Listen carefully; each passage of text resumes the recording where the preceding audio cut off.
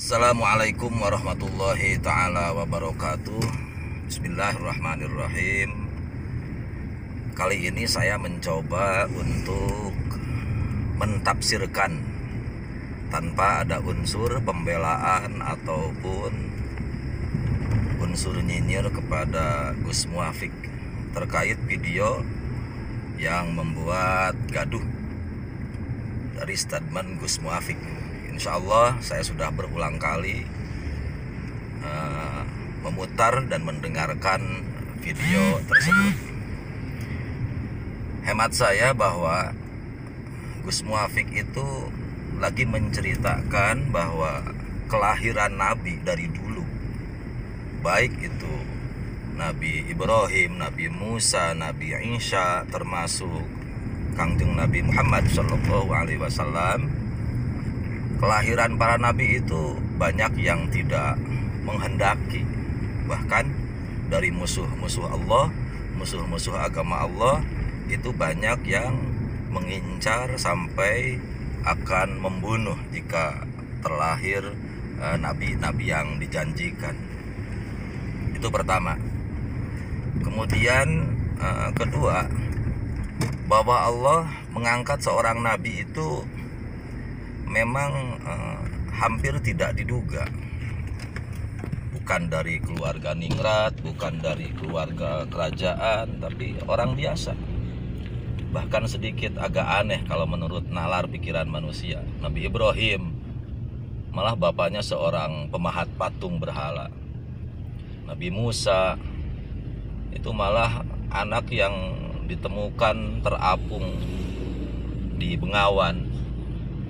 Nabi Isa itu malah jadi nabi dari anak yang tanda kutip tidak mempunyai ayah. Jadi terkesan tidak disangka lah, tidak dikira Allah mengangkat seseorang menjadi nabi. Nah, termasuk Kangjeng Nabi Muhammad SAW itu bukan lahir dari keluarga ningrat, bahkan beliau terlahir dalam keadaan yatim, lahir dari keluarga miskin dan lain sebagainya. Dan itu faktanya memang seperti itu. Bukan berarti kemudian dengan membicarakan atau menceritakan kelahiran Nabi seperti itu diartikan bahwa kita menghinakan Nabi, yang enggak juga. Ini ada sejarahnya seperti itu. Begitulah Allah mengangkat seseorang, bahkan sampai mengangkat seorang nabi sekalipun. Nah, kemudian karena Nabi itu terlahir dalam keadaan yatim, kemudian lahir dari keluarga menengah ke bawah lah istilahnya kalau sekarang, keluarga miskin kan. Nah, akhirnya logika Gus Muafiq mengatakan terus udah hidup di keluarga miskin, kemudian diurus sama kakeknya, dan selama kecil beliau juga mengembala kambing.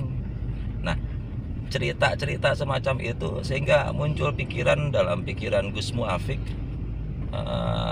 kalau misalnya dalam kehidupan manusia biasa, namanya orang miskin kemudian menggembala kambing, ya katakanlah kalau sedikit kucel, nah gitulah. Jadi semacam apa bahasanya Gus Muafiq itu rembes itu mimisan, istilah Sunda itu keluar ingus lah.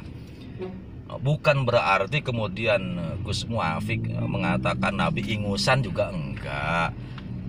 Jadi Gus Muafiq itu coba sampai akhir bacanya, terakhirnya itu beliau kiro-kiro lah, itu ada bahasa itu loh, kiro-kiro, pantesnya, kira-kira. Jadi kira-kiranya begitulah gambaran Nabi, lahir dari keluarga miskin, diurus sama seorang kakek. Kebiasaan di kita diurus sama seorang kakek itu kan ya tidak terlalu terurus, tidak seperti diurus sama bapak aslinya gitu maksudnya. Sehingga digambarkan seperti itu. Bukan berarti Gus Muafiq menghinakan Nabi. Ini menggambarkan kehidupan masa kecil Nabi yang hidup di bawah taraf kemiskinan, di keluarga miskin dalam keadaan yatim. Itu yang saya tangkap. Sehingga kalau misalnya yang dimaksud Gus Muafiq itu seperti itu, dan menurut saya yakin seperti itu, menurut saya Gus Muafik dari bahasanya tidak termasuk orang yang menghinakan Nabi. Saya yakin itu, aku yakin seorang Gus Muafik gak mungkin menghinakan Nabi. Itu satu. Kemudian ada lagi statement Gus Muafik terkait kita itu nggak usah membayangkan bahwa ketika lahir Nabi itu aneh, dari wajahnya keluar sinar sampai tembus ke langit. Nanti bakal ketahuan dong sama Raja Abroha, malah nanti dibunuh Nabi. Nah, menurut saya sah-sah saja Gus Muafik mengatakan begitu. Karena begini, bahasa bahwa ketika Nabi dilahirkan keluar nur dari wajahnya sampai tembus ke langit, itu juga masih kontroversi ulama. Apakah yang dimaksud nur itu seperti sinar matahari, atau nur itu seperti cahaya lampu gitu, seperti baterai yang disorotkan ke atas seperti itu? Kan enggak juga. Itu kan hadis sahih memang yang diriwayatkan oleh jadi Nabi menceritakan bahwa ibunya itu menceritakan, ibunya Kangjeng Nabi ketika melahirkan beliau itu keluar cahaya sampai menerangi istana Sam atau apalah, lupa lagi saya. Yang jelas ada cahaya yang mancar dari wajah Nabi sampai ke langit. Nah, ini masih diperbincangkan, apakah cahaya itu memang cahaya benar-benar cahaya seperti lampu begitu nyorot ke atas, atau hanya dilihat oleh ibunya Nabi saja. Nabi dilahirkan dalam keadaan sujud, iya betul. Nabi dilahirkan dalam keadaan dikhitan, iya betul. Tapi untuk halayak umum, terutama untuk musuh-musuhnya Nabi, hal-hal semacam itu tidak diketahui. Karena kalau tidak diketahui, malah nanti mereka jadi pada tahu bahwa di sana terlahir anak yang aneh, yang luar adat, sehingga nanti akan mencuri perhatian dan Nabi terancam nanti akan dibunuh oleh musuh-musuh Nabi. Begitulah yang saya pahami.